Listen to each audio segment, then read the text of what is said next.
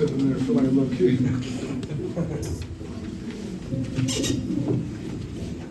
Brian, you've always been pretty truthful, and now that the season's over, I hope you can open up about this. But Hudson, he's not well, but I think he gutted this thing out today. Just kind of tell us what he's been going through and what kind of guts it took to do what he did today. Yeah, I mean he's got a rib injury on his left side.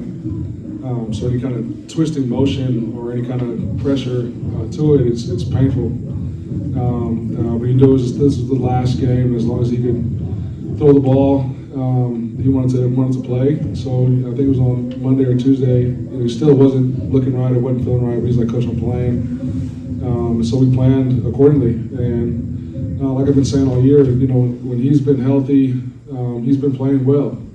And we had a stretch there where he wasn't feeling like himself, and we had some really, really good opponents, kind of all back to back. Coupled with the injuries and the musical chairs up front, it's hard to play like he is playing right now. Through that stretch and through those adverse moments. I can't tell you how proud I am of him, how excited I am for him next season. You see how he's played his last two games, and you see such a big jump from year one to year two. And let's be real, like this is year one for him. He hasn't started, as he hasn't been the guy yet in college. This is his first year in this system, and so now that he's getting comfortable, we're gonna hit the recruiting trail tough and strategic, and go get some guys around him as well. Coupled with the guys that we got coming back that have really stood out to us this year. Like I can't wait for what that offense looks like next season. Was this game a sign of growth? If you think back to the Fresno game, it almost played out exactly the same, except you gave up the touchdown at the end.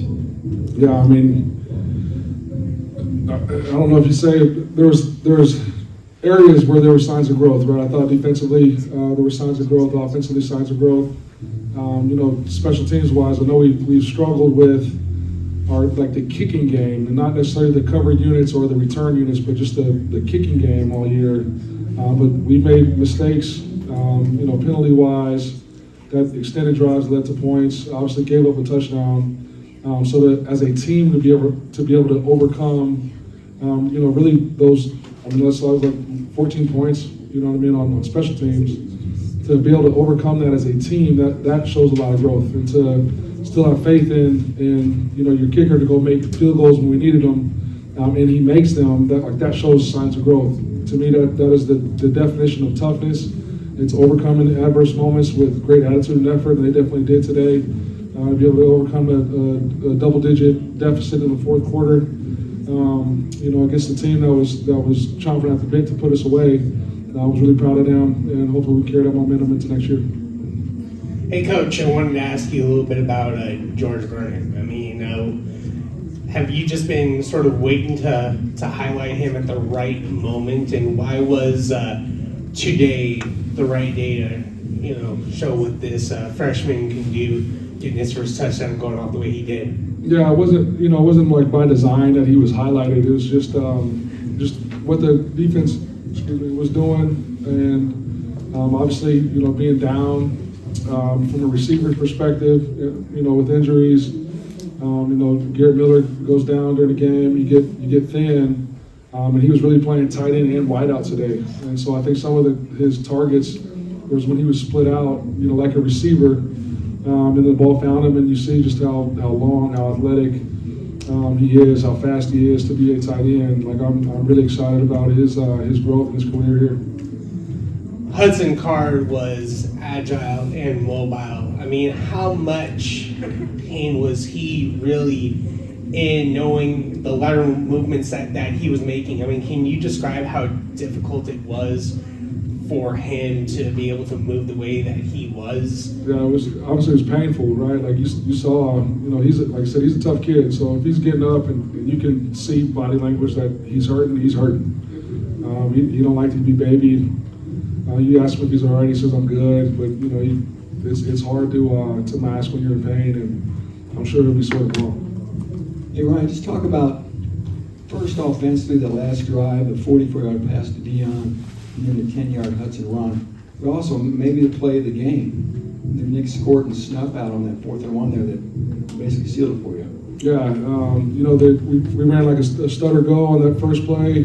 Just the way their DBs were playing was super aggressive, and you could just hear in the box, G and the offensive staff noticing the way they were playing, and wanting to get some chuck yardage and some momentum to get down the field in a hurry. So Hudson made a great throw. Dion made a catch. I thought he could have stayed on his feet, but he had dropped that pass about 4 times in practice, so he wanted to make sure he secured it. And then Hudson just being Hudson, it was a great call. We had the Q draw with the stick call. They run a lot of their bracket coverage down there where they're playing like split safety and really doubling both inside guys. So when he saw that coverage, he knew we'd have hat for a hat in the middle on the Q draw. Mock made a great block, offensive line made a seam, and Hudson found the end zone. Then on that 4th down, it was 4th and short, and their best player is their quarterback, so knew he was going to be involved in the decision-making process. So we shifted the line to try to get them to jump, and then called a play where you sort of ignite Nick, and Nick's done a great job of being able to take the dive, giving the quarterback a pull read, and then be able to retrace. He's just so agile, so athletic to be 280 pounds. So he made a great play. Similar play that he made. I can't remember what game that was, where he's quarterback pulls it because he thinks he's free, and Nick's right there. What are you going to do tonight, Ryan, to celebrate? Are you going to take the bucket home with you? No, I'm going to let the guys celebrate with that. I got a lot of work to do. We got a lot of decisions to make roster-wise. We got a lot of evaluation to do from a recruiting standpoint, and I got a lot of fundraising to do. And so, this is just the beginning. I'm gonna put my head down, go to work. We'll take a little break, after signing day. But hopefully, this is the last time I'm sitting home at the holidays while I'm here as the head coach at Purdue. Coach, talk a little bit about just the feeling of winning both trophy games this year. Obviously the Purdue Cannon earlier this year and then the bucket today. Yeah, it was definitely one of the goals we had as a team to start the season after we broke fall camp. Was to win the trophy games and keep them at home. And that was one of the few goals that we accomplished this year. Like I said, so you celebrate the last win, sending the seniors out on the right note, but from a program standpoint, we got a ways to go. Ryan, this is just beginning for you, but for a senior class, obviously their last game. What was your message to them all week, and then what have they meant to the program? Yeah, message to them was just appreciating how much that they poured into this place, how much that they've embraced, like the culture change, the new staff and the new faces that were in the locker room, and they haven't complained, they haven't pointed fingers, they just put their head down and went to work. So be able to send them out, with the win against your rival, at home, and a trophy on the line. I knew the game was going to be close. All rivalry games usually are. I knew it was going to be emotional. They usually are. And so definitely was happy to get the win to be on the positive side of that emotional swing. Any other questions for Coach? All right, thanks, Coach. Well players in short line.